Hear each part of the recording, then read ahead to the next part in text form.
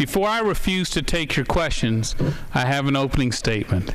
That was one of the many quips we remember from the great communicator Ronald Reagan. As we mark the 100th anniversary of his birth this week on Capitol Hill, we reflect on President Reagan's many accomplishments, his leadership in tough economic times, and his ability to bring us together with his good humor.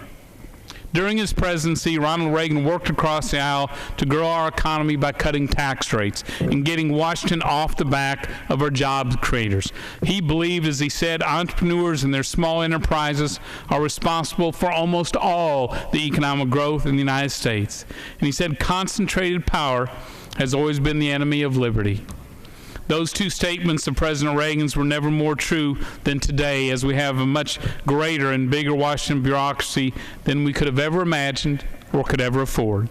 President Reagan believed that we grow our economy by getting Washington out of the way, not by spending more tax dollars borrowed from our children and grandchildren.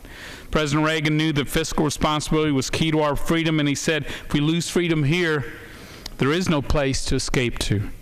The American economy is at a crossroads, and the good news is we've been here before, and we know the way to a stronger future thanks to Ronald Reagan. I yield back.